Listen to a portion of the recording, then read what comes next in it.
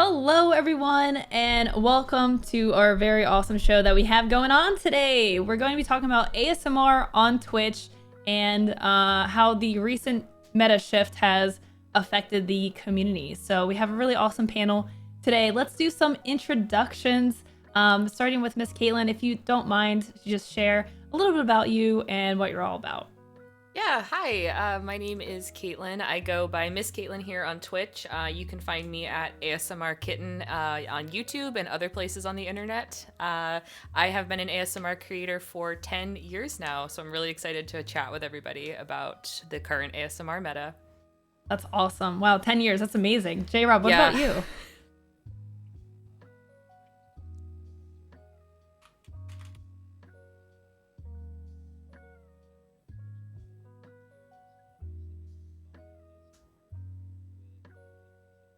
Oh, sorry. I fixed it. Sorry. I told you something would go wrong. That was a good practice run, J-Rob. Now that you're done talking smack about, your stream, let's really, what are you really all about? Good. I got it worked out. My name's Justin. My handle is jrobthehuman on Twitch and on most platforms. And I combine ASMR sounds with ambient music sounds. Awesome. And Riley, what about you? Hi, I'm RileyRosez. I'm RileyRosez on pretty much every single platform all over the place, and I have been doing ASMR for about a year and a half, so I'm a little bit on the fun, newer side, and I like to do a lot of storytelling ASMR and a lot of fourth wall, what wall is it? The fourth wall, maybe fifth, I don't know, breaking and interacting with the chat like that. It's lots of fun. I really enjoy doing it. Awesome. So I want to start off by basically talking a little bit about what ASMR is, because there's probably a lot of people here that don't know what it's all about. For those who are kind of on the outside, maybe have learned about it just through the recent, drama and attention it's been getting. So, what is ASMR? I describe ASMR as a neurological response. Now, I don't know if that's true. I don't know the science behind it, but I always describe it as just a body's physical response to sound and sensation. I believe it is considered a neurological response, that tingling sensation that people experience. Because, it's an autonomous sensory meridian response. The official, definition. Yeah, the pseudoscience definition. And outside of that response that happens, I feel like there's the actual, here's what it is, and then there's this very broad genre that exists called ASMR. Right. That what that is, I don't know. I feel like we're still figuring that out a little bit, but I would say in general, it's content meant to evoke that response in some way or another. And sometimes that's, a little soft whispering, and sometimes that's very cinematic videos. It ranges across a crazy huge spectrum. I think there's a certain vagueness that will probably come into the conversation that we're going to have today, because there's the official definition, there's the want for a lot of creators to want to give people that relaxed, tingly feeling, and then the argument that anything that's whispering and making relaxing sounds is ASMR as well.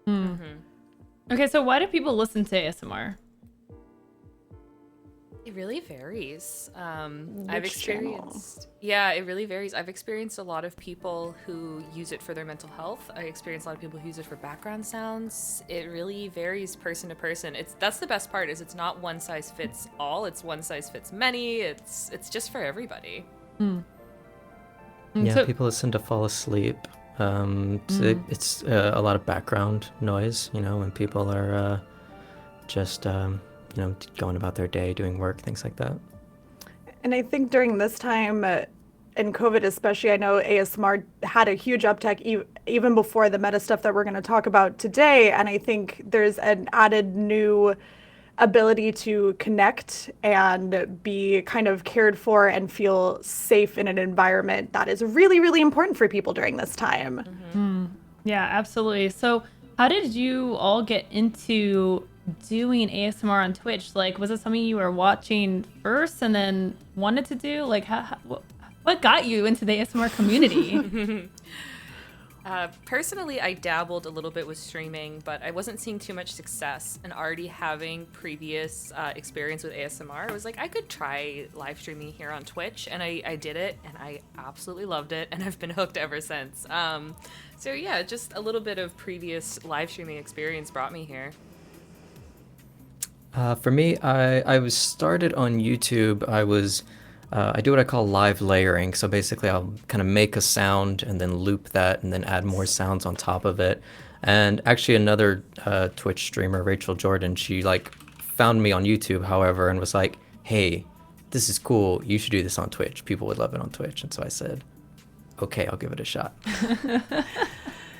It's so funny because I used to work in live streaming. I used to work in live streaming for different kind of like award shows and sports and things like that. And then in COVID, I lost my job, and I had watched a lot of ASMR on YouTube, but didn't even know it existed on Twitch until, same as MissCaitlin, I had just tried it with just some gaming stuff, and I had no clue what I was doing. I joined Twitch 2 years ago. So people were like poggers, and I was like, what does that mean? Like, what is Among Us?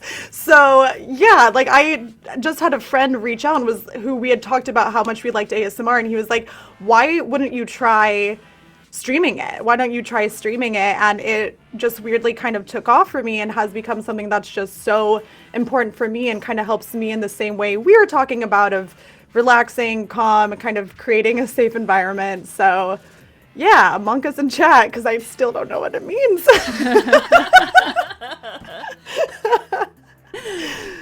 Okay, so the ASMR directory or category on Twitch, that hasn't always been around. And I know, MissCaitlin, you said you've been doing this for 10 years. So how did ASMR exist on Twitch, the earliest that you can remember it? Like, was the category there, or where was it before that? It was always in the just chatting category. From when I remember it. And then when I started streaming here on Twitch, it was the ASMR category. But previously, it was always in the just chatting category. And I always felt so bad for the poor creators who were getting the just chatting kind of lurkers come in and be like, what am I watching? Why does your microphone have 2 ears on it? So at least now it's a little more like, people aren't going in and being like, whoa, your mic has 2 ears on it. They know what they're getting into now.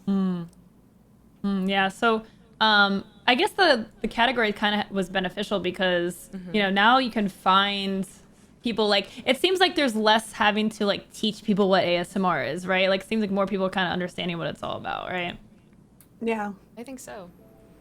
Yeah, I don't get many people that come in and are just like, what is happening here? Like, what is this? It's like you found this somehow, so you have at least some idea, some awareness of it. Yeah, at this point when people come in saying that, I just kind of assume it's some sort of troll or something's coming. Like, it's usually like a first-time chatter, and me and my mods are like, yes, okay, what is the next part? Yeah. I even have like a command in my chat, so if someone types in like, what is this? It just auto pings. So, because I just don't have the time for it anymore. Like, we've established it, I'm in the category, here we go. So the community, like, what was that like at the beginning for you? Like, establishing a community, doing ASMR, was it really like having to teach so many new people from the beginning, or was there kind of like, especially with the directory, kind of just like building up through people just knowing what it was? I think there's still a little bit of, you have to explain what is going on to an extent, but I feel like at this point, now that the directory's grown and now that like communities are, especially during COVID, they really grew and blossomed, and they kind of, what's the word I'm looking for? Like, we all melted our communities together in some way. Like, I see people in the chat right now who are from all of our communities, and we all come into each other's streams. So I think at this point, it's really just started to melt into a little cozy pool. Yeah. That's awesome. So how did things change, like, over the years? Because, I know you guys keep mentioning the pandemic as, like, really kind of an important point in time, because a lot of people were at home and there was a lot of newfound anxiety and things building up. And so, tell me a little bit about 2019, 2020, when things really started to experience like a shift in the community? I personally noticed a lot more people from all over the world were coming in to different chats because of time zones. They were able to. They had less work going on. They didn't have to be up first thing in the morning. People's whole lives changed, so they sought out ASMR. In 2020, that for me at least, that's when I noticed a big uptick. Yeah, I think I started doing ASMR. I started as a creator at the beginning of 2020. And I had kind of been a fan, someone kind of that watched a little more on YouTube, but I had kind of gotten into Twitch in 2019, so I was kind of keeping an eye on it. And it seems like that year, 2020, just exploded, both on the creator side and the viewer side. I mean, so many people just came in, and so it was. I feel like the category went through kind of a like, whoa, what's going on? This is crazy. There's so many new people here, yeah, I don't know. Which has been great, and I think because of that, so many people coming in during the pandemic is also like. People are working from home, so a lot of people are like trying something new, whether that's as a creator or a viewer. And then like over the last 2 years, things have kind of shifted back a little bit, where a lot of those creators are like, well, got to go back to my real job. And it's like, no, I love what you were doing. And the same with viewers too, where people's schedules have been shifting so much that there was kind of, I don't know, for me, there was like a moment of like, is this just like one big arch that's going to fade back down? But the categories continue to grow in interesting ways and sometimes controversial ways, like where it's hard for me to speak on exactly how the community changed, because I'm kind of a creator that I'm happy and okay saying that I was capitalizing on that wave starting. My friend saw the trend beginning and was like, I think you should do this, because he's a Twitch partner and I'd been watching a lot of trends. And so I kind of was a lucky person that I came in right before it really took off and so many creators joined. So I'm okay admitting that I, in a way, like benefited from that, but the growth is insane. I mean, I'm pretty sure it grew like over like technically 100% from 2020 to now or something like that. And at one point ASMR had more views than World of Warcraft, and I think the music category, which is wild for something that clearly was a way smaller community, right, that just blew, like it had more than WoW, and that was before all the Blizzard issues, which was a huge part of Twitch. So it's insane how much it's grown. And I, as like even somebody who haven't been doing it that long, and I can see how things feel different from when I started to now. There's definitely different kind. When I first started, it was like overwhelming support. And like Caitlin was saying, the support that we give each other as creators is really unreal. Like I just immediately got swept into like a very loving group of people who I love very much, and we play games together and connect together off of stream, as Caitlin is literally one of those people. We play D&D together. Like it's really unreal how that's come together. But I haven't met anybody new since I don't feel like I meet new creators and connect with other creators in that same way anymore. I feel like my community grew to a really good place, and I almost like don't want more people right now. Like I love where we're at, and I'm worried about what growth in ASMR kind of looks like. Because when we look at it, like we're going to discuss today, when you go to the ASMR category, discoverability is pretty darn low for anybody who has viewership under a certain amount. And when you go to the ASMR category, the first 3 rows are the meta that we're going to be talking about today. That's a little over-sexualized ASMR. And all you have to do is scroll down to see more people, but people don't even do that. Yeah, so you feel like there's like just so many people, and it's becoming a little top heavy now. Like not so much community feeling as it was. Yeah. It's a little top heavy, and I think a big issue with that is partially discoverability, because this has pushed traditional ASMR streamers and streamers who have been doing this for a long time to the bottom, to a point that's discouraging and not worth it for a lot of creators. I don't know, it's hard to watch, because when I first joined, I felt like the entire community was very centered around togetherness and love, and this new growth has kind of broken through that in an interesting way.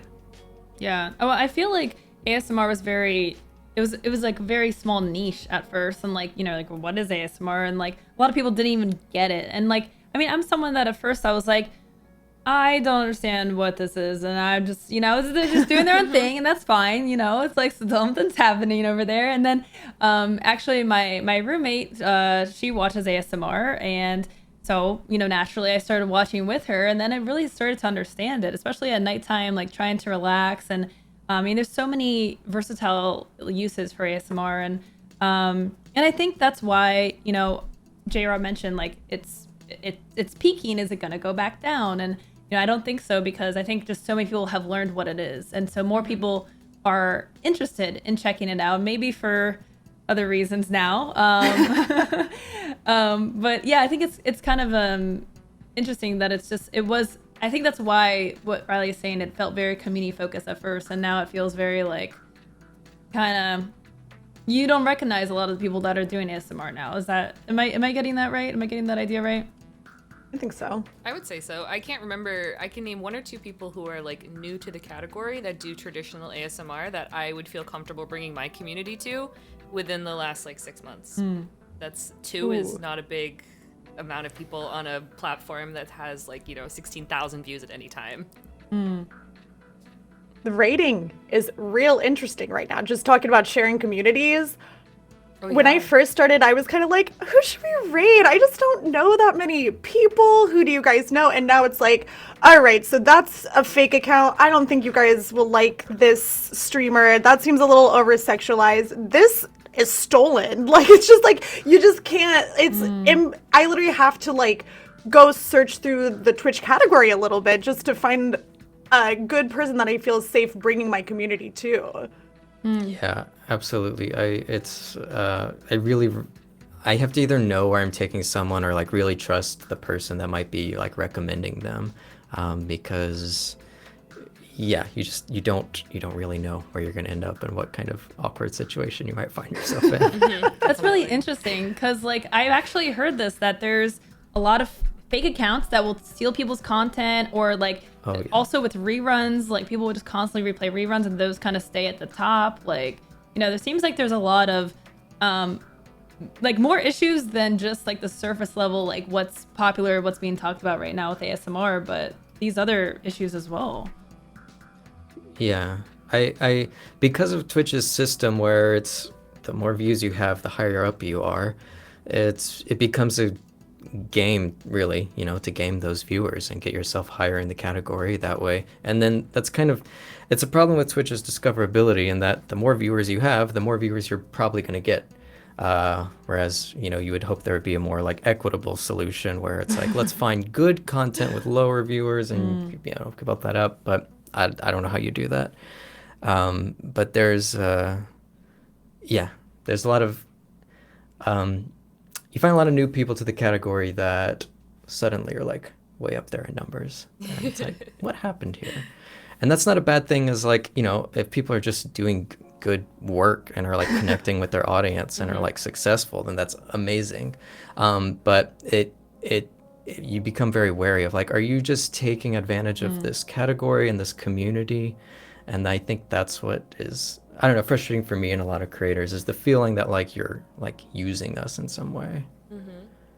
Well, there's certainly like a blurred line between like what is someone who is creating in like a VTuber setting and someone who is creating in a stolen content setting who's using audio and like posing as a VTuber. And it's a very uncomfortable blurred line, because it's hard to tell, like, is this, and I feel bad for someone who does use like a VTuber avatar, is like, is this person creating genuine, legitimate content, or are they creating something that's stolen? And I personally wouldn't click on it, because I'd be like, well, I don't know what this is, I don't know what I'm getting into. And that creates a really harmful environment for someone who might not feel comfortable being on camera at all times. I think in general, this idea of new meta, because I feel like we've been talking about it, but we haven't even quite said it. Like, we are talking specifically about a over-sexualized meta that started with what almost seemed kind of like yoga pants, you know, like it was almost like a half joke. It was kind of weird. It was definitely in that line of like, what's the difference between sensual and sexual? Like, it's not against terms of service. And now we're looking at a meta race. And that's what I'm really worried about and not looking forward to in the future of ASMR, because I think part of the reason we're all here today is the viral clip that happened of just straight up a girl simulating a blowjob on her ear mic, and we went very quickly. The lines were no longer blurred for people watching. The lines were no longer blurred for people watching and ASMR creators who were like, "Wow, I would never do that," and that is specifically for a sexual purpose. And it just kind of lends this. It's like a weird race, and that's where it is. There's a way to do a trend that isn't taking advantage of it. This vagueness of ASMR and overall the vagueness of the terms and services that Twitch wants to enforce has now created this race for who is the next viral ASMR clip. It is not about who is making the best ASMR content, who has the best views. It is now, what can people do, towing the line, even getting banned for, you know, Twitch's usual like 3 to 5 day, even perma-banned thing. Like, it is now a weird race of like, who is gonna be that next meta streamer? And we're at a point of like blowjob ear mics. What is next? I don't want to know. I don't even want to know. I'm not looking forward to finding out. All right, so let's talk about why we're here, because like, okay, the ear licking meta. Okay, so first of all, was ear licking a thing like at the beginning of ASMR? Is it like a fundamental part of ASMR? Is it popular even before all of this to where we are now? Like, I would say 100%. Yeah, it's been around for probably 7 years since people started getting 3DO microphones. And I think I heard that J-Rob, you actually do ear licking on stream, right? Or was I punked? Well, no, you weren't punk. I maybe punk my audience a little bit because I have these specialty little tongues Oh my god. down here that, you know, when people come into the stream and they like to complain about it, I think I say ear licking is fine, you know. I'll do a little bit of it now with my little flappy tongue here. Oh god. But so I don't actually do ear licking, but ear licking has been part of ASMR for a while. Ear licking, mouth sounds, I think it was probably a continuation of that, you know, just really up close kind of feeling, and then also just the exploration of different sounds that elicit the like ASMR feeling. And it's popular, and it's not necessarily done in a sexual way. It certainly can be, and it certainly is, but I would say even maybe like some of the most popular ASMR artists that do it, maybe not on Twitch, but it's not meant to elicit anything sexual. It's not created for that purpose. Yeah, like I am an ear licking streamer. I usually do it I'd say like almost every ASMR stream, and there's totally two components to that. One, I got to a point in my growth where I just wasn't seeing it. And a lot of times a big issue people have with the ASMR category now is if you don't have the white ear mic, some people don't click on your streams. Like, it's like your discoverability is tanked even worse because you don't have this mic. And I'm very proud of the way that I present the idea of like, you know, ear noms and ear licking, whatever, because I focus very much, like I ask my entire audience for their consent. We have like conversations about what that kind of, why that's important, and like very much sitting there. And I don't have the two ear mics on each side. Like I don't have the two ear mics on each side. It's very much like a smaller, not as advertised part of my stream. I don't have it like, some people have it in the title, just like deep ear lick, you're gonna die kind of thing. And that's just not exactly how we do it. And I add a lot of affirmations in between it. Like I really work to have it be a intimate experience. And I think no matter what, a lot of people are going to confuse intimacy with sexuality. Like, that's just gonna happen, especially in a touch-starved COVID era. But sure.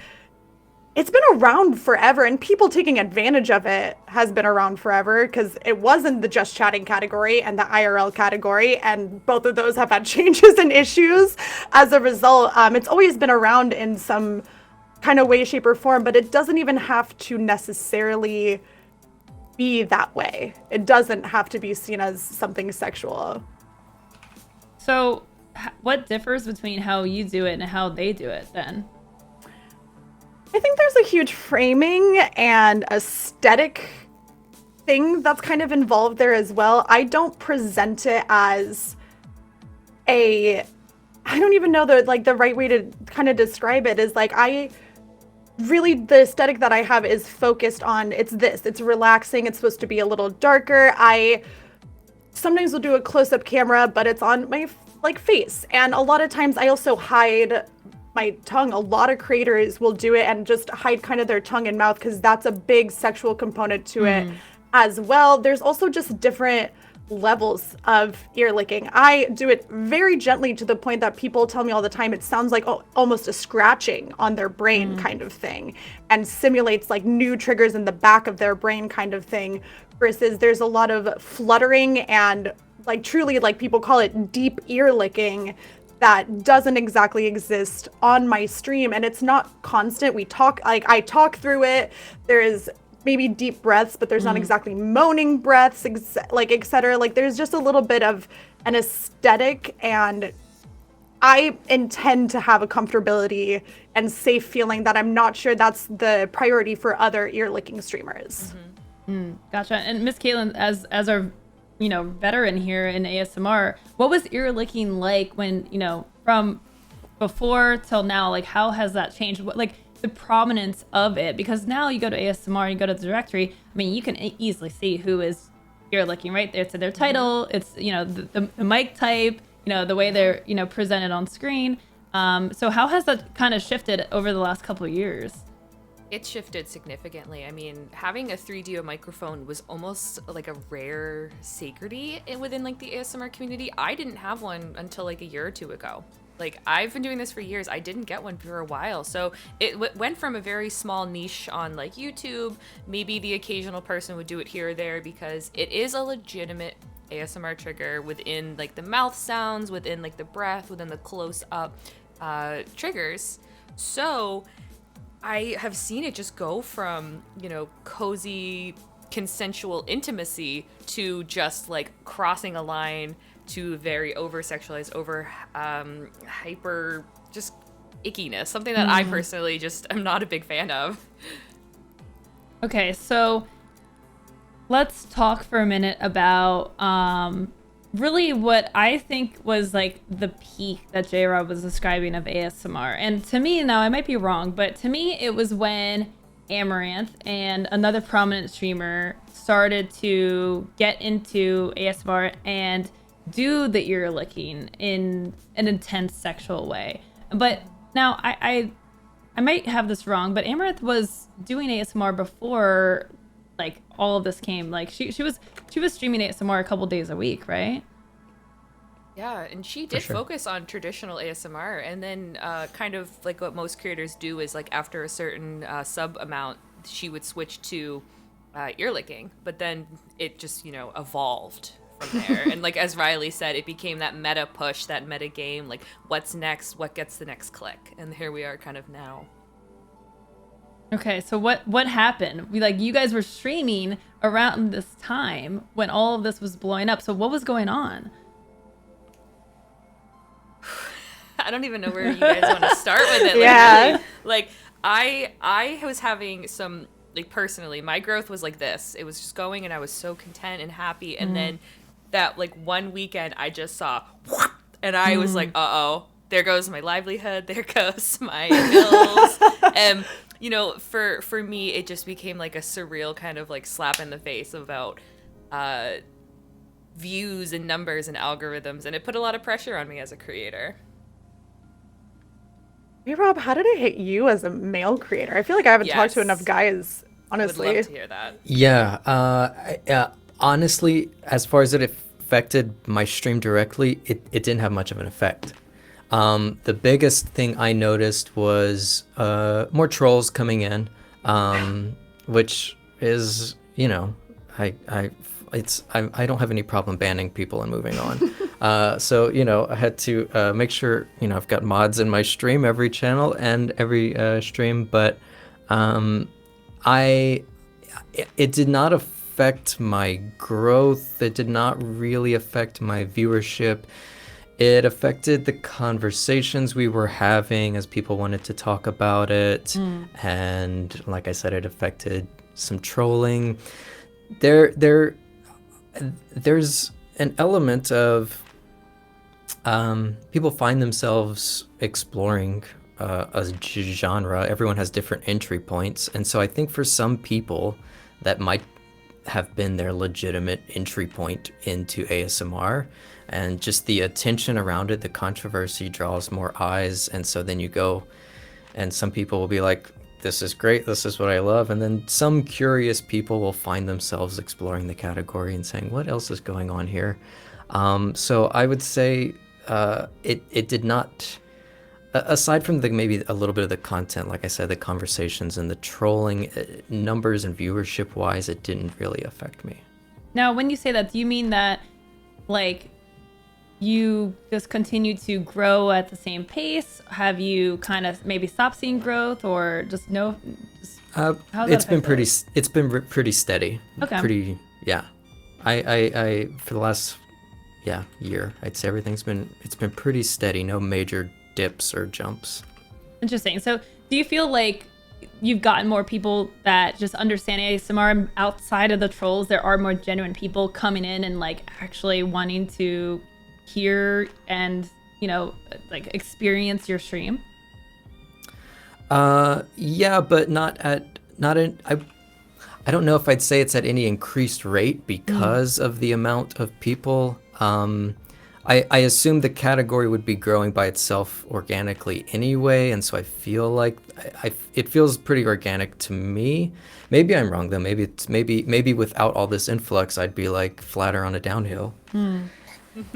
Interesting. So now I was prompted to ask this by one of your mods, but you get comments about, and I've experienced this too as someone who wears like normal shirts, and like, you know, you get people coming in being like, oh, thank God you're not like those women, right? Like, and so, you know, you get people that are like, oh, thank God you're not like those ear-licking women. Like, what is your response to when people come in and say that? That happens a lot, and depending on how like busy sort of I am with what I'm doing or how distracted, if I can take a moment to like be like, hey, you know, that might not be your interest, you know, you're not into that, that's cool. I don't really care. I honestly don't care what your interests and dislikes are. And a lot of those other streamers that are, you know, doing ear licking, even the people I don't know, I feel like those are my peers in a way. And are my friends. And so like, it's bananas to me that people will come into a stream and that's your first interaction is like, thank God you're not this. And I'm like, well, look, if you like what I'm doing, that's great, but don't insult any other streamers.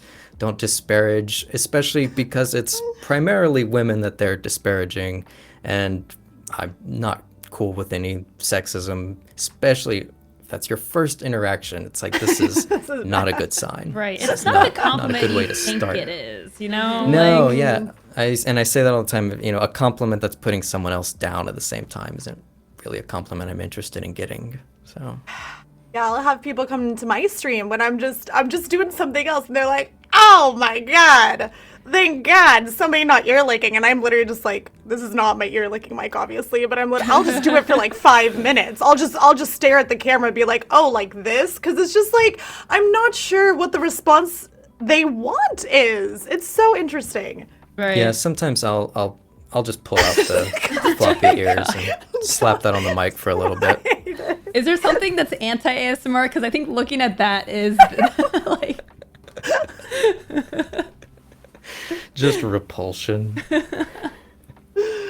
Oh my God. Okay, Riley. So what I'm gonna dub the Amouranth effect, I guess. What was that period of time for you when, like, all the eyes were on ASMR, and the directory was one of the top directories on Twitch when this was going down?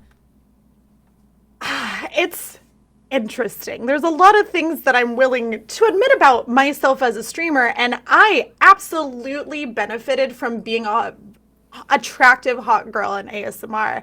And I actually was not doing any ear licking. I had gotten a 3D mic, but it's complicated. It's kind of hard to set up. If you have the big ones and the nice ones, you have to get a whole mixer. And I hadn't really done a lot of audio work at that point. And so I kind of gave up on it for a little bit, and I was having a lot of trouble growing. I wasn't quite into YouTube yet or anything.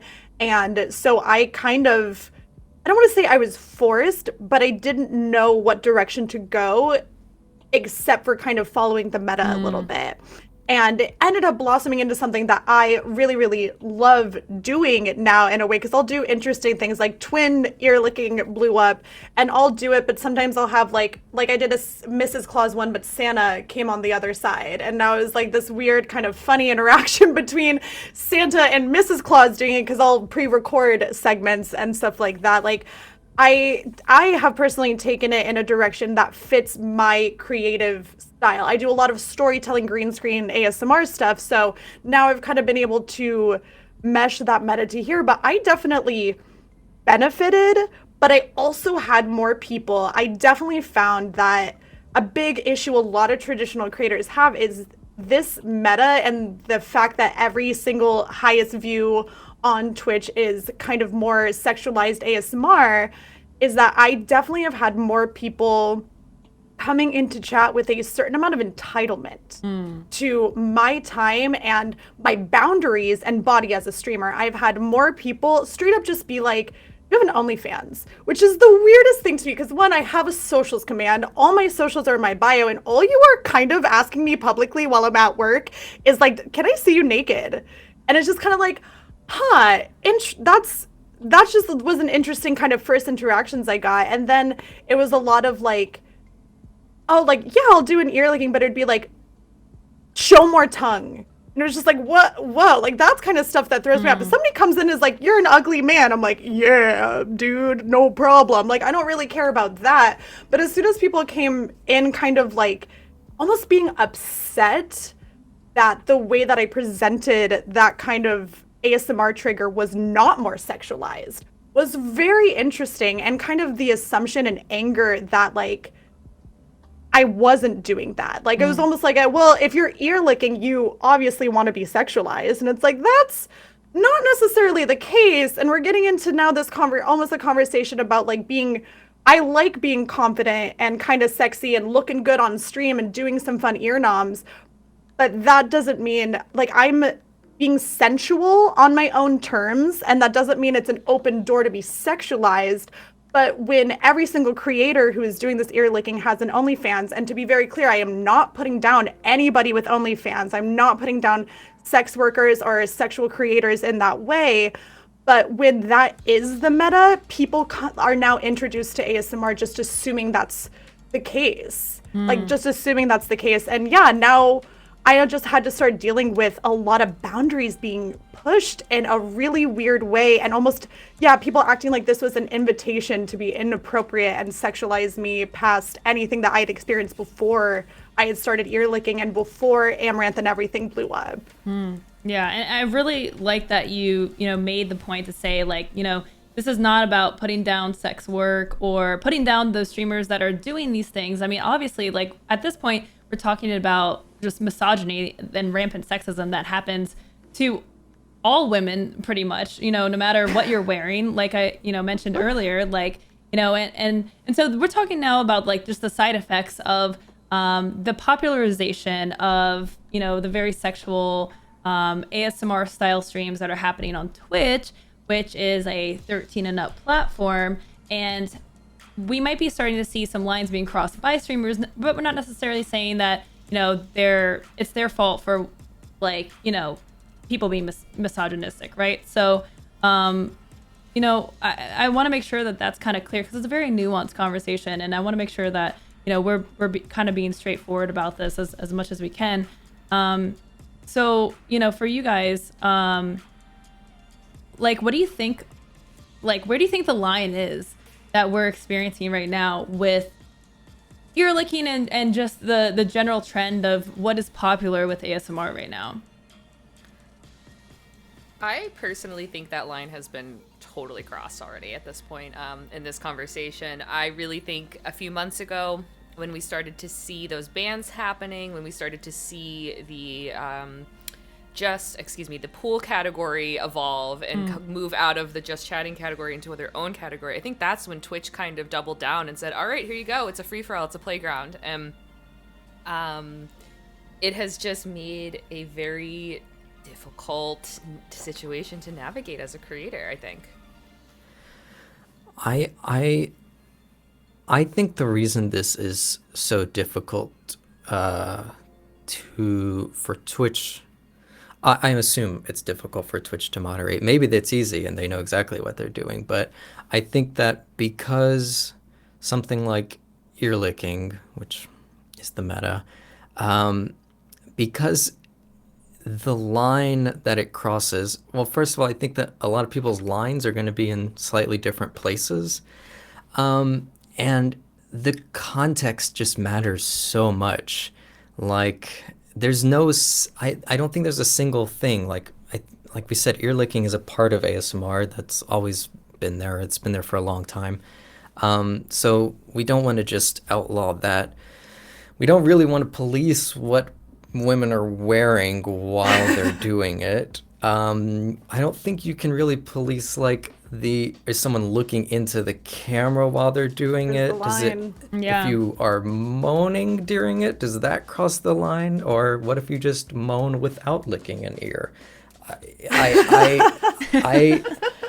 think that it matters the combination of things. I think the creator's intent matters, which Riley, you kind of talked about that it's, you're doing this in a particular way that you feel comfortable with and that is, not meant to cross this line with viewers. While I think other artists are doing it in a way where their intention is for something other than to cause a tingly sensation on the back of the neck. But it's hard to guess or judge creators' intent. So I don't know.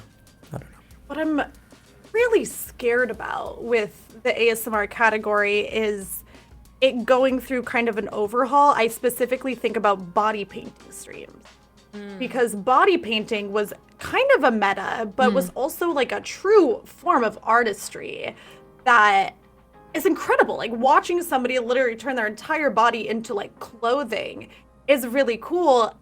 And then Twitch intervened and was like, this can't exist in certain categories, whatever. And now, like, yesterday I actually looked and there was one person streaming in the body art category. Wow. It completely dismantled an entire category of streamers. And I think the biggest issue that like I as a creator have, and I think a lot of traditional ASMR creators have, is I don't expect Twitch to fix this right now. I understand it's very, very nuanced. It has a lot to also do with advertisements and people like just like MasterCard and Visa don't accept payments for sex work. Like, there's some huge issues that I wouldn't know how to navigate. I'm not a business person. I've never went to business school. But I just wish Twitch would say something. And I know they're not people. I've talked to a lot of people who are like, Twitch never does that. That's just Twitch. But we're in 2022 where it's like the highest viewership ever. It's the highest number of partners they've ever had. The landscape of Twitch is growing and changing. So like, I can't be okay with the platform just saying nothing. I don't need them to fix it right now. But I would love if Twitch could at least go, we understand there's a problem. And questions. Like, I think about Fan House. Fan House, when it first started, it was a lot of like, it's like OnlyFans, but a little safer. And it was kind of same, like, where's the line on nudity and inappropriateness on Fan House, what's allowed? And they had one of their payment partners basically say, like, no, we can't have nudity, we can't have this. And Fan House literally put out a thing that said, we cannot do this kind of content anymore, and it is because of our third-party payments. We now have a new payment system. It is easier for users to go on the website and use the payment system. And for creators, here's an exact outline of what's allowed, and they even helped us. Because, like, I don't make nude content, but for people who do, like, that was a huge thing that they lost, but they literally outlined, like, pasties, we count as clothing.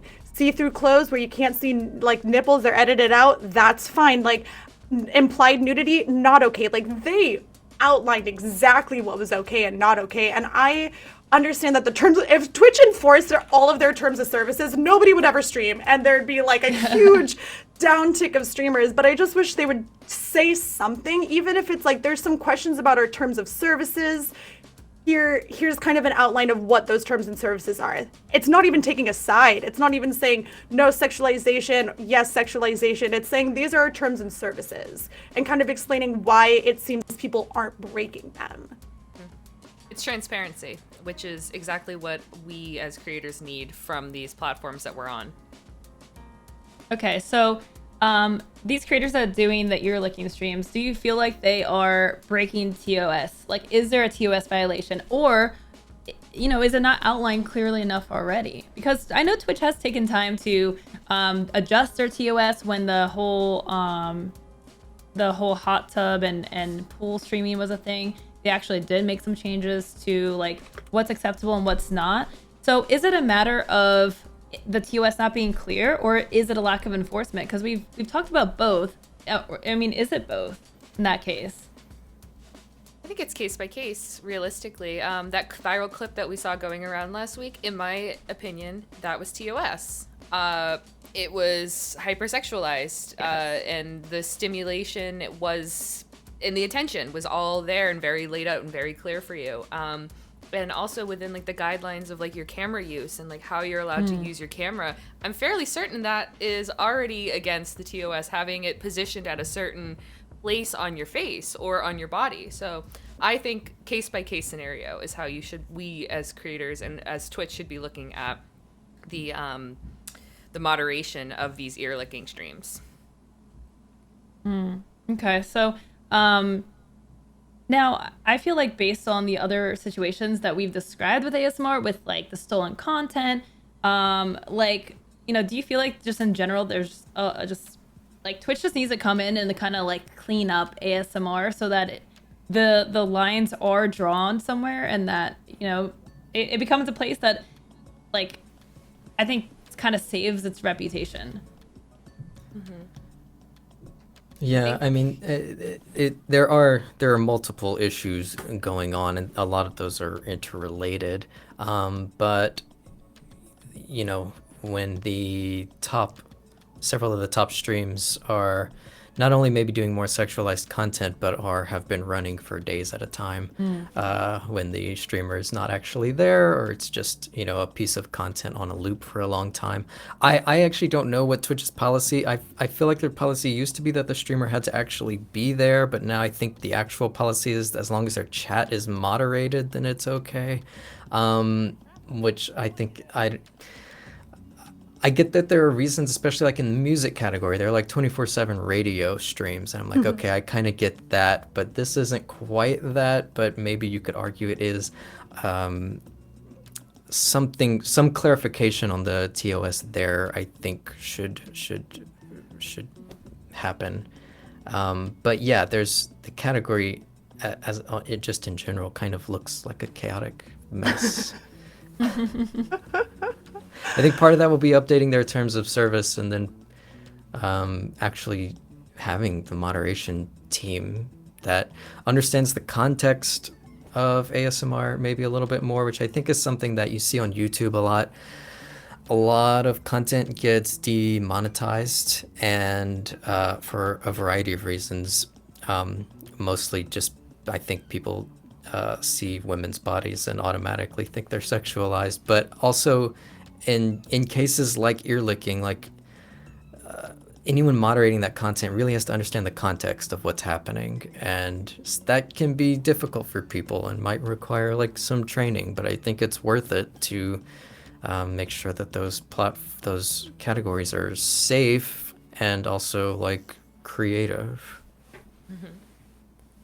I also think there's just an issue kind of I mentioned earlier with accountability, because banning people is doing the opposite thing, and that's kind of a big problem. Is it's a race to get banned now, because now even if, I mean, it's not going to happen, but even if you were permanently banned from Twitch, it seems to never happen. Every other day, these creators are banned. Amouranth is banned, makes a video on YouTube, it gets a lot of views and comes back. Like, I respect that. Like, if you're going to get banned, I guess you can capitalize in other ways. But now it's again like that push of like, I'm gonna get banned because it's gonna go viral, and then I'll be back in 3 days.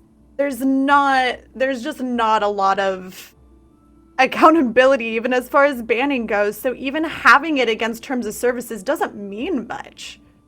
It just doesn't mean necessarily a lot. And I do believe that you can't have a certain frame. Like you're allowed to have like almost like unregulated cleavage. Like they used to have it where it's really severe and would like hit a lot of creators for tank tops and stuff like that. And now it's kind of changed to more of the language is it can't be this focus of your frame. Yeah. And I would argue that having the two mics on each side is for no reason but to have this area not blocked. And that's where that to me is kind of, now we're stepping over that line. Now it's again like, is the mic happen to be here and you happen to be ear licking it, or are you here so that you can ear lick here, tongue out and everything? But what does it matter if you break terms of services, because you're going to go viral and then make a lot more money? So what needs to be done to make the ASMR community safer? Because, you know, that's an area we haven't really talked about yet. And the fact that this is a platform for 13-year-olds and up. There's a lot of minors, and a lot of these streams are fully accessible. I mean, there really is no true age gate for any of this thing. There's no way to distinguish, you know, what kind of ASMR is happening or what level of, you know, sexuality is involved. You know, I think that is a huger problem, that, you know, there's an exposure to for minors to have access to what is something that I think we would all define as being mature content at that point. Completely agree. Yeah. As I would like to take this opportunity to talk about something important to me, because I do make 18+ content not on Twitch. And I think it is very important that it is not on this platform. I do not talk about it on this platform much. I do not advertise it on this platform. It is not something I advertise on my social media. It is something that I keep completely separate. If you find it, that's cool. If you don't, that's also cool.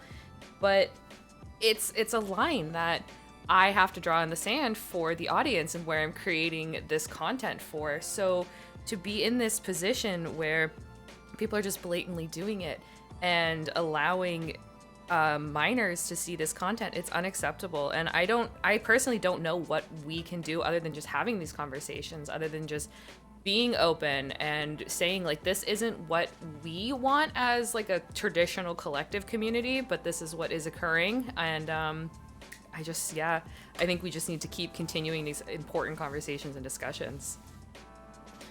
I think that it's very you can put restrictions in place where you for streams that are tagged 18 and plus, you can require viewers to be logged in and have their age verified. That's a lot of steps for Twitch that is going to probably cut down on their viewership. And because of that, I don't know that they're going to do it. I think that if the goal is to make sure that minors aren't watching 18 and plus content, I think that's the way to do it. You require people to be logged in to see it, and you require some age verification. And there are ways to do that. As it is now, if you're logged in and you're a kid, you can't watch it, so you just log out and watch it. It's pretty simple. That's also not, there are a billion pornographic websites on the internet that operate the same way. So on one hand, you can say, well, a kid can get access to this literally anywhere without even trying sometimes. But if the goal is to keep people safe, I think that's probably the way to do it. I don't know. Again, because that will probably drop some viewership, which means lower ad revenue. I don't know if Twitch is willing to do that. Yeah. Yeah, I mean, like, the interesting thing is, I mean, Twitch does have a mature tag setting. Like, you can mark your channel as mature, and then what's supposed to happen is you go, and it's like, you know, are you over 18? Okay. Or it doesn't even say that. It just says, this channel's been marked as mature, which I've never seen an age gate done that way. I don't even know if that's like the legal way to do an age gate. Like, if you go to if you go to even Steam, and every time that I have to look at a game that's like, you know, rated mature, I have to put in my birthday every single time.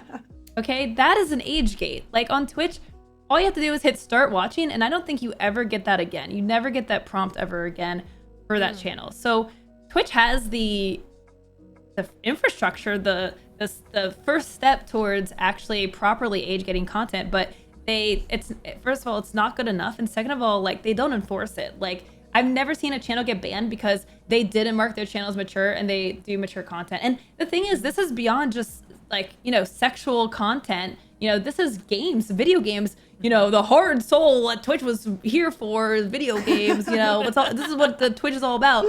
And yet, like, so many, like, the most popular games are rated mature, and yet there's no necessity to have a mature tag for those games. I mean, that is exposing children to violent video games, you know? So, I mean, I think that's like just a whole greater conversation of Twitch just kind of opening themselves up to a really dangerous area here if you talk about child safety. Yeah. And I think a lot of people we always have that argument that's like, the parents, where are the parents at? But like, oh my God, I just was moving into a new place, and like every landlord I talked to was like, what the hell is Twitch? Like, I like gave them my pay information, my tax return, everything. And they're like, my kid watches Twitch and I have no clue what it is. Like, Oh, no. Is that not great for the parent? For sure. But I don't think they even understand that they're just like, well, my kid's just going on and watching Mario. And it's like, your kid is probably watching more than just Mario. Should it be on them to regulate their kids more? For sure, but they don't even know that it needs regulating. And because there's no recognition, like, even just saying like, this is mature content, if I was a kid, I'd be like, I'm mature. Like I'm mature enough to handle this, because there is nothing. There's no like, this is for 16, only, this is for 18 only, age verification at some point. I'm pretty sure YouTube does, if you're watching 18 plus content, I think you have to verify it. I think you do have to verify it with, I think, even an ID. I might be mistaken, but I think they do have, for certain channels, you have to verify it with like actual documentation, but I'm not sure. You definitely have to be signed in for YouTube. I know that for a fact. But otherwise, yeah, I mean, age verification, like you said, an age gate, like on Steam, that would be such a step in the correct direction, whether or not it's legitimate or not. You know what I mean? It's so much better than the start broadcasting that you never see again, that's only there for first time viewership. Yeah. And okay, so what else, like, how else would you like to see, like, maybe distinctions within the ASMR directory to help guide users to the right place and also improve discoverability? Because, there will be a crowd that's just looking for exactly what, the intense, ear-licking streams. And so long as Twitch doesn't do anything about that, that's going to continue to exist.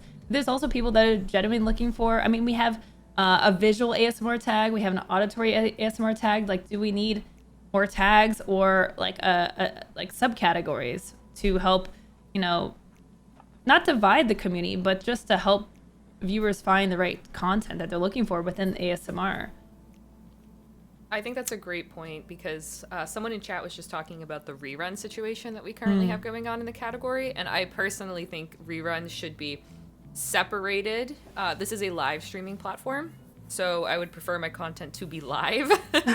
So if it's at the bottom, great, because that way people can still get to it.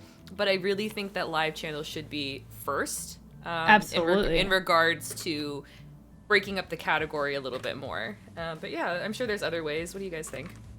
Yeah, I agree. Separating live and reruns and making sure that live streams are actually live and not reruns disguised as live streams. um, that would be big. I think that, Twitch does have,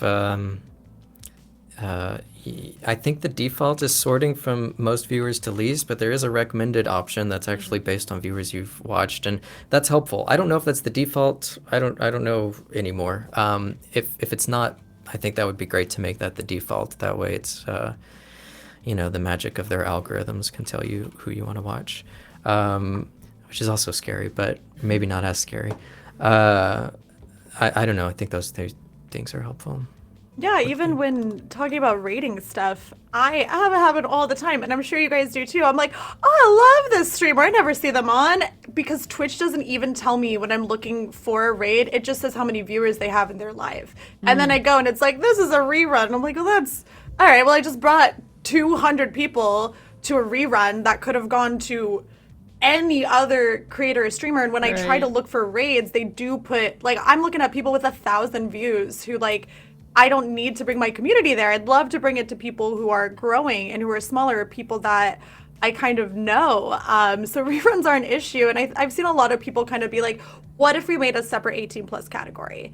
And that's really, really hard and difficult. I don't know how Twitch would be impacted by that financially. I don't know where's the line of saying you have mature content and saying like you have 18 plus content. Like I feel like there's probably a reason that they could never frame it that way, right? Because then it's like, whoa, what are you doing, Twitch? Like, I think they would get like some legal crackdowns, Yeah. There's a reason why they keep the vagueness that Twitch holds on to a lot of vagueness because it allows for certain content to come in. So there's a reason that they are saying mature instead of 18 plus. So I really think, I don't want to say it's like on the traditional ASMR side to differentiate themselves, but I actually think that'd be a great start, is not having a separate 18 plus category, maybe having a tag for traditional ASMR, maybe even having a category that is traditional ASMR. Because now that actually, to me, brings more interest in versus like, ooh, ASMR 18 plus, people might be a little more interested to check out traditional ASMR when they find out it exists. If we're seeing the highest viewership because the ASMR category is how it is, not necessarily a bad thing for the trickle down that happens to other creators, but I think it'd be even more impactful and pique people's interest in a better way for like my audience and for your guys' audience if they go, ooh, there's traditional ASMR too, what is that? And now they're not coming in with the expectation it's sexualized. They're now knowing that there is a different, traditional to me is exactly what mature is. Like mature is too old for certain kids. Traditional means that it's probably a little different than the current ASMR setting that people are experiencing now. Or what if, thinking about Lowco, you mentioned tags. What if there was like a wholesome tag or a ear licking tag? I don't know.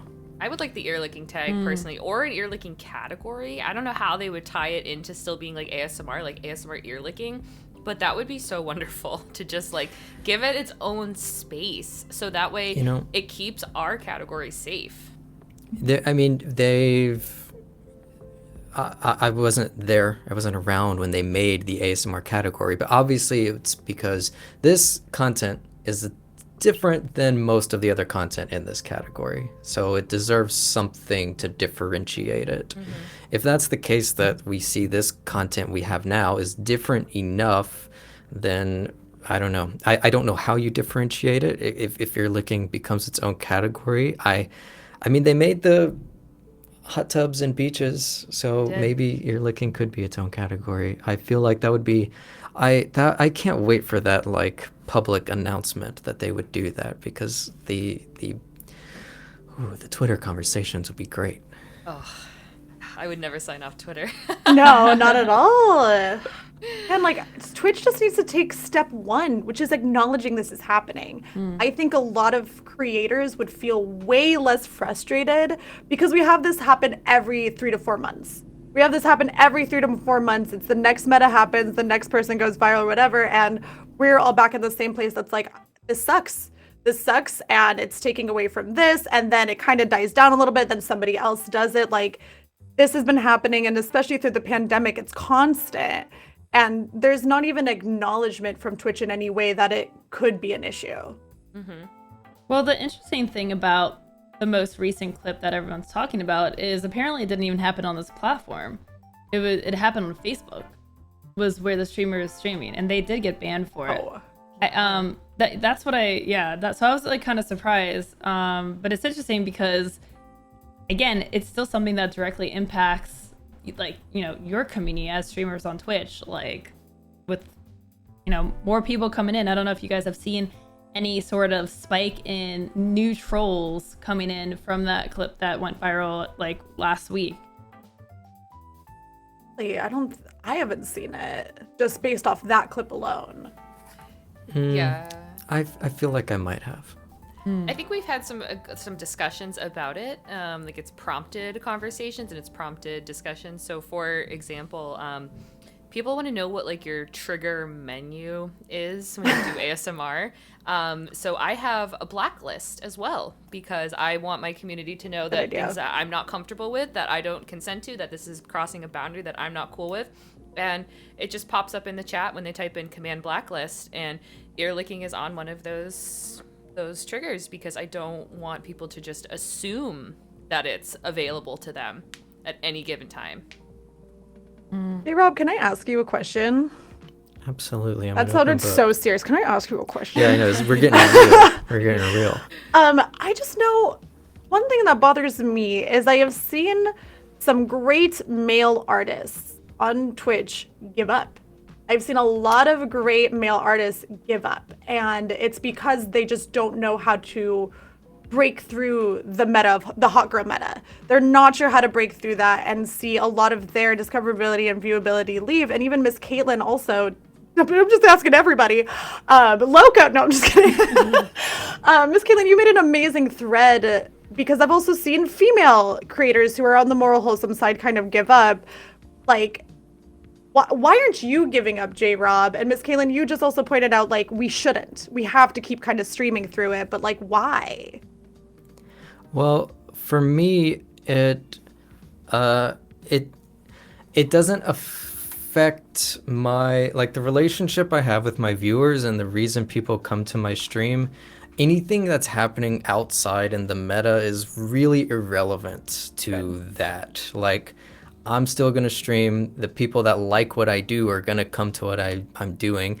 If they are suddenly more interested in the meta, then they'll go to the meta, and that's fine. That's what they're interested in. I shouldn't be jealous of that. I think that it's kind of a bummer to see, and yeah, especially some male creators have left.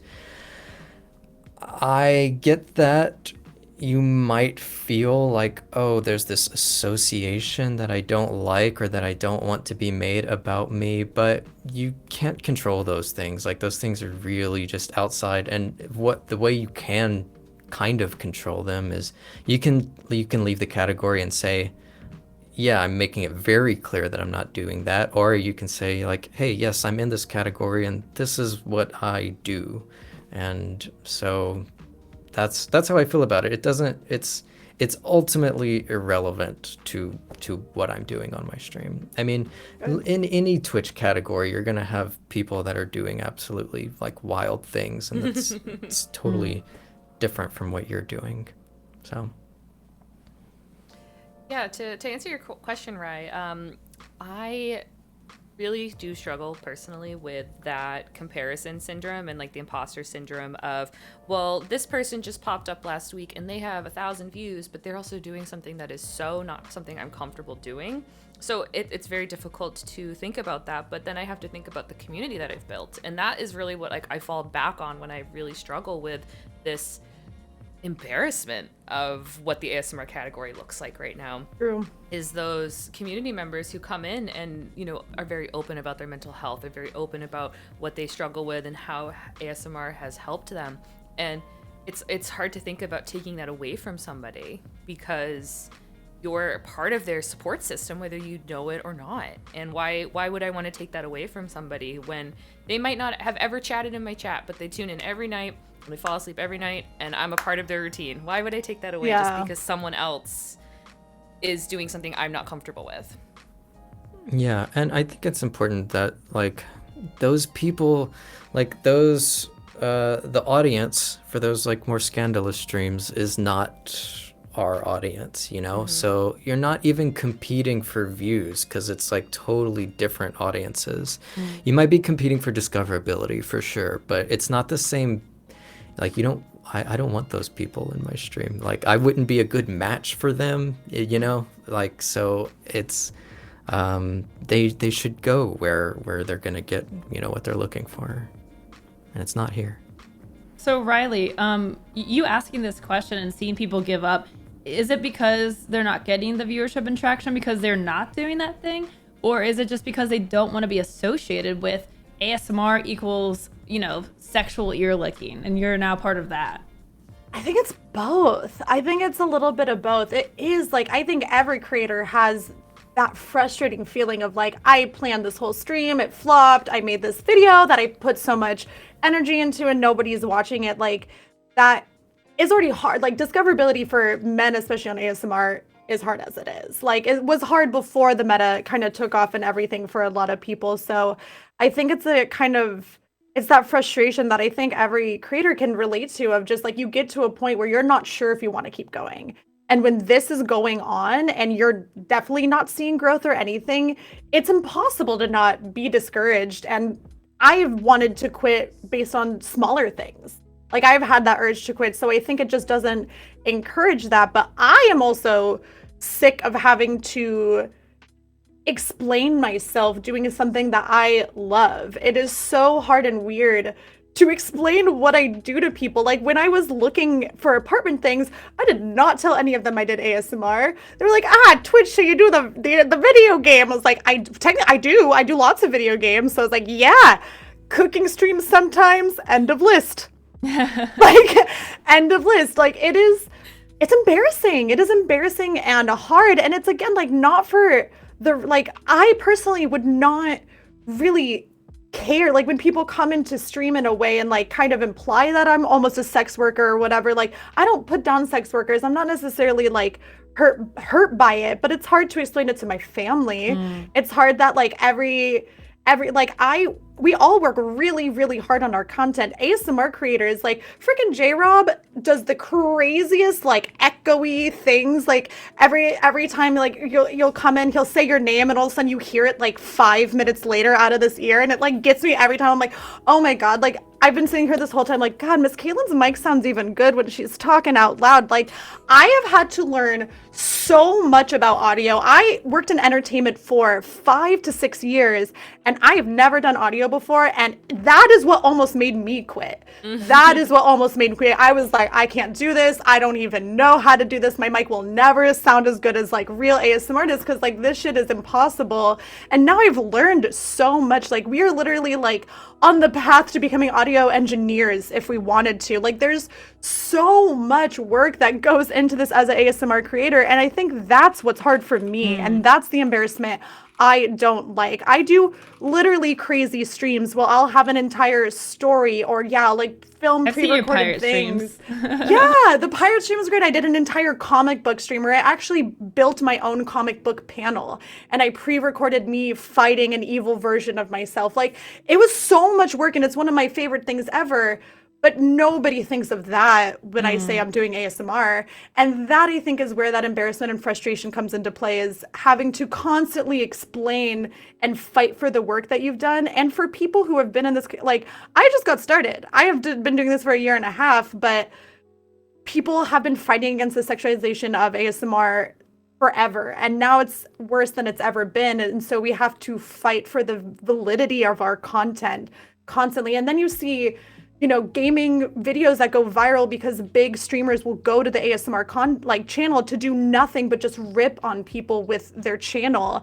And so it's also just taking away the validity of an entire category, an entire group of creators who work very hard on their content and provide really good content that changes people's lives and mental health and comfortability, especially during this time.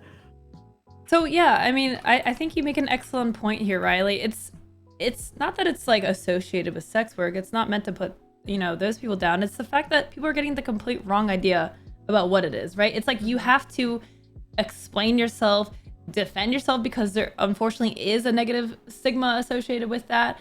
And really just kind of like devaluing all the work that you're putting in and not really understanding what it takes to become an ASMR artist. But like the fact that it's like, yeah, you just like, shove your tongue in a mic and that's it, and then all of a sudden you're making millions, right? Right, J-Rob? Where's the tongue? Okay. Where's the tongue? Don't do it. There we go. There it is. God, he just made millions right now. Somebody just went on his channel Look at that right millionaire. now. Where are my millions? I've been waiting for them. They're This falling is from quality the sky. content. Well, to kind of add to that, I actually have an unban request from somebody who kept spamming lick the mic, lick the mic, lick the mic. I was using this mic. So like, That thing is dirty, like, and it's fuzzy, like. yeah, people come into the category expecting the ear mic 100% of the time, and there's a good majority of people who don't have it and don't want the ear mic. So it's to kind of add to that, like the meta, people think that ASMR is solely ear licking. And the meta is ear licking, and there's nothing else, and that's not the case at all. Okay, so I think people will be sorely disappointed if that's what they're expecting, and they come to my stream. They're like, "What is this garbage?" okay, so what? As we get towards the end here, like, what do you want people to know about ASMR? Because I'm sure we have plenty of people from the ASMR community, but we have a lot of new people that they don't understand it. They're not getting it. They're kind of where I was maybe a year ago. So what would you want to say to someone who is just on the outside trying to figure out what the hell is going on?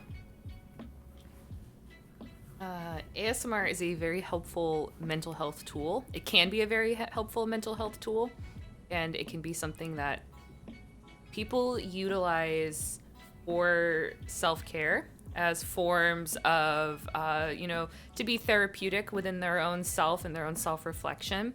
It's a safe, relaxing place and safe content that you're trusting somebody to put you to sleep, which is one of the most intimate forms of human development from when we're babies. From a small age, we have this maternal, or this, what's the word I'm looking for? Nature versus nurturing urge to be put to sleep and lulled to bed by someone we love. And that is all ASMR really is just this comfortable, cozy place for people to come together and to relax. And guess what? You also don't have to relax to it. You can also just listen to it. That's kind of the beauty of it, is it's for everybody. You just have to find what you as a viewer enjoy. Yeah, I think a lot of people don't realize the mental health aspect of it, that it really is helpful for people with anxiety and stress and other issues as well. Well, someone wrote this in the chat earlier, and I just wanted to touch base on it because it is something we've talked about, or that we haven't talked about, but it is a part of the meta. The new meta also includes eye contact directly at the camera. And I've actually had autistic people reach out and say that they actually use ASMR as a tool to practice eye contact, because a lot of the times, the person's looking at the camera and it just helps somebody feel safe being able to know, well, this person's going to look at me. I can look away, but I can still look at them and they'll still be looking at me. And it helps them practice it. So it is very disappointing to see this new meta of eye contact kind of take away from people who use the eye contact as something to help with their mental health or to help with their, neurotypical brain.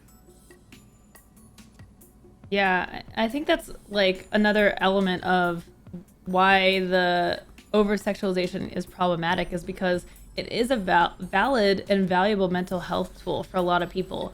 And then when it gets taken and misconstrued in a different way, and people start to get the wrong idea about this, again, it just goes back into Like this is a legitimate tool that really helps people, that brings peace to people in their lives, and people are kind of tarnishing that. Absolutely. And I would add on about what, for people that aren't familiar with ASMR, that are like not sure what to expect maybe.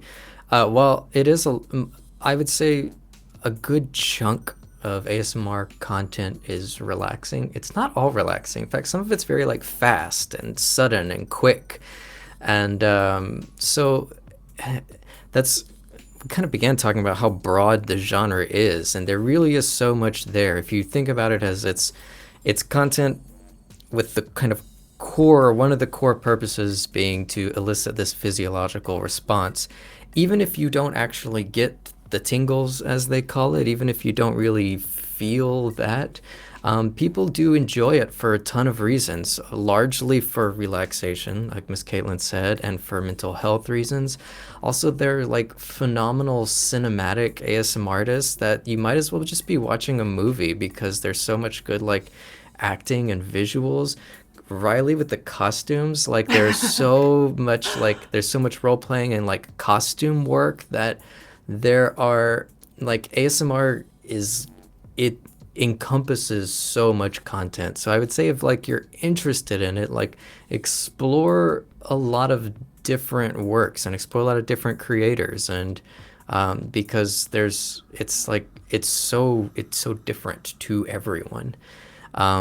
But even among the people that, like even among creators where it's so different, there's still like that ultimately kind of core thing of like, we're trying to make people like feel good and like happy and relaxed and calm and like feel like better mentally and emotionally.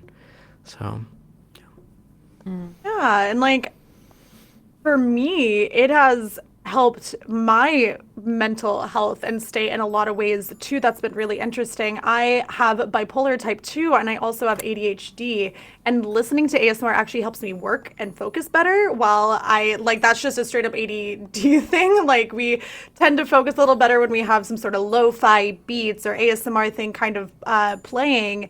And like a really big thing for me is, ASMR is intimate. And I think that's hard for people because a lot of people cannot separate intimacy and sexuality. There's kind of a need to sexualize all ASMR, and I think that is an individual's problem. That's not a content creator's problem. That might be a lack of intimacy that you're confusing in your life for something sexual now, or just not knowing where those boundaries kind of exist. But for me, I am also somebody who is a survivor of an abusive relationship, and I have some serious issues with intimacy as a result. I have some weird things with that. I'm not good at eye contact and things like that, and doing ASMR and allowing myself to lean into intimate parts of it has changed how I view intimacy and made me more comfortable with it in my everyday life as well. Like it is a powerful, powerful tool for people. And the meta has just kind of removed that huge, huge part of the ASMR community, because that's really what it is. At its core, it's a lot of love, respect, care, and like trying to help people. Very well said. Is there anything that you haven't had a chance to say yet that you want to touch on before we wrap up today's show? On the topic of boundaries, I just think that it is important as creators and as viewers to know the boundaries of the person that you're watching, but also know your own boundaries. If they're talking about something that doesn't make you comfortable, you don't have to this isn't an airport. You don't need to announce your departure. You can just mute and kind of move on. So again, for example, like when people don't like ear licking and they're gonna do it, when I was doing it, I would warn people, hey, you can go to X stream, Y stream, and Z stream. These people are all streaming right now. I'm gonna go do this for 10 minutes. If you would like to come back, please do. I'm no longer comfortable doing that, so now people have this expectation of my boundaries and what they are. So just know your own boundaries as a viewer, especially in the ASMR category. If there's something you don't like, you don't need to let everyone know. If there's something that's wrong, please let us know. But we don't need to know what you don't like, and we do want to know what you do like. But know their boundaries too as creators, and respect their boundaries. If someone's not comfortable with something, don't push the issue, because there's probably a reason why they're not comfortable with it. I just want to say, just because I saw briefly in the chat that like some people said like ASMR content's easy to sexualize, and now it's like broken for everyone. And I've kind of seen other creators and maybe people on the outside are like, well, now it's ruined, and like it's not ruined. Like it's still, people are gonna keep doing what they're gonna keep doing. For me, and I think for probably, I mean, all the ASMR creators that I really know, it's also like it's a creative outlet, and it's an opportunity for us to like explore our own creativity and hopefully encourage other people to explore their creativity as well. And if you don't like what's going on, like, don't watch it. It seems to be a difficult concept for some people to get that, like, if you're upset about the moderation, that's fine, like tell Twitch about it, but ultimately if you don't like something, just don't watch it. There's so much other good stuff out there that you probably will like and that you'll want to like share and talk about. So that's it. Amazing advice. Riley, anything else you wanted to add on to today's discussion? Boundaries, like just straight up boundaries, and seeing people in chat be like, wait, ASMR isn't sexual. Like, again, maybe a little check-in with ourselves about our own confusion between intimacy, sensuality, and sexuality. Those are very different things, and I think it's very easy to confuse intimacy with sexuality, but that is something you need to look at. That is not something that you can expect creators to combat against. Yeah. And also, you know, if you have a preconception of something that you know nothing about, it'll always do you good to go and look and like, you know, go and explore a little bit before you start like going around repeating the same thing that you think is the truth, right? I think that's a big problem, you know, in terms of viewers being able to really make an impact on the conception of what ASMR is. It's just, you know, if you don't understand it, like, learn about it. Like, you have 3 streamers right here that you can go and check out and, you know, experience what it's like. It may not be for you, but that doesn't mean it's, you know, one way or the other, right? It just, you know, go and take a look and see what it's like. Yeah, and you know, just, well, I guess one last thing is that like sexuality isn't some like demon thing. Like, it's a normal part of our lives, and like if you watch any PG-13 movie, you're gonna probably see some sexual references in it. And so, like, you know, incorporating that into content doesn't necessarily make it bad or immoral or whatever your like perspective of judgment is. And so I just want to say, I don't think that's exactly what we're talking about. Like, it's not that like any, like a nice like eye contact and a wink isn't going to be like, this is it, this is the end of ASMR, or this content creator is like a horrible person. Understanding context is super, super, super important. And you know, a clip put on Twitter of like 30 seconds might not always have like all the context that you need to like really evaluate it. Okay, so I've ruined it. Ruined.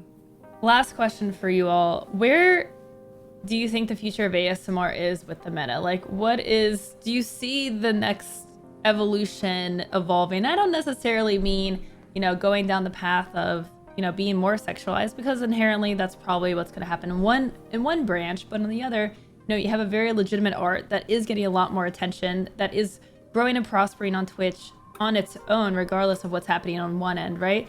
So where do you think that side of things is going? I hope it brings in more, you know, not for like revenue and advertisement sake, but I hope it brings in more advertisers who are interested in ASMR. We're already seeing the normalization of ASMR in like Super Bowl commercials. So it'd be really cool to see brands look into ASMR creators as a whole.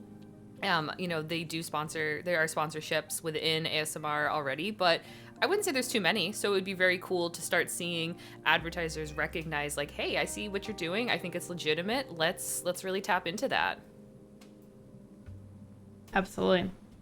Riley, J-Rob, any predictions for the future of ASMR?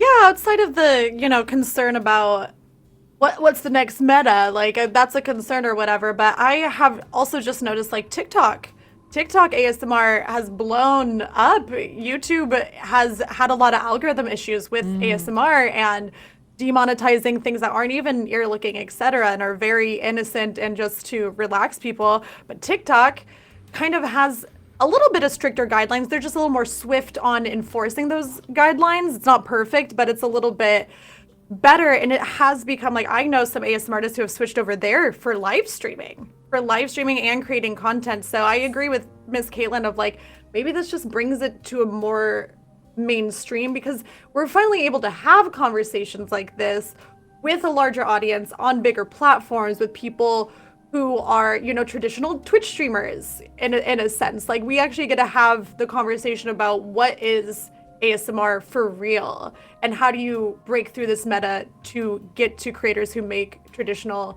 relaxing, more innocent ASMR.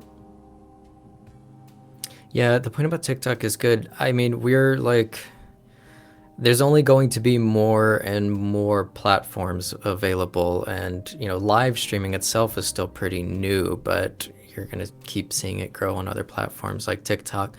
It's probably going to get a lot weirder, and hopefully also in good ways. It's going to get a lot more creative as people are exploring like new ways of interaction. Like Twitch is amazing because it has this whole interactive element that ASMR was confined to pretty much YouTube videos for a long time, and so I think that it's still growing and changing as creators are like, how can I use like this interaction, like this new elements, and it's still very fresh. People are still exploring it, so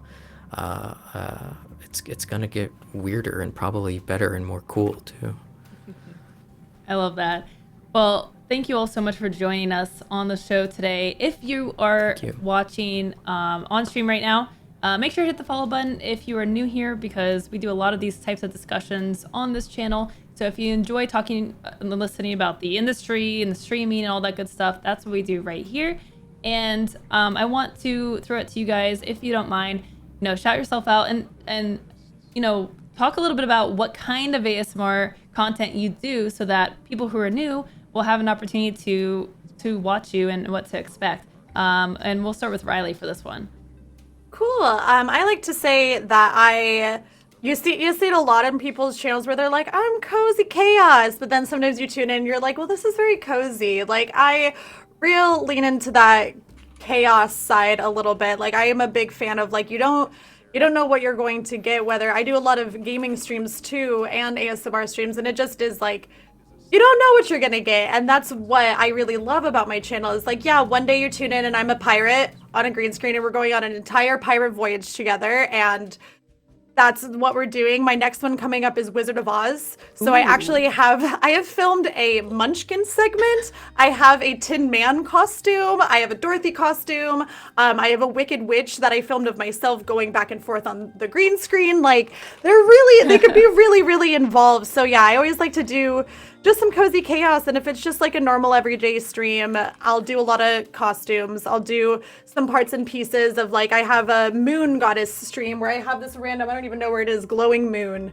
And I will just have it, and I'll probably make up a moon, walking on the moon meditation, ASMR kind of thing. Because that's also like, I just make up meditations on the spot. I just kind of make up, like if we're doing, like an ear licking thing, it'll be within the theme, whether it's kind of a joke like Santa Claus and Mrs. Claus, or a lot of times if I'm doing like twin ear licking, they'll talk to each other.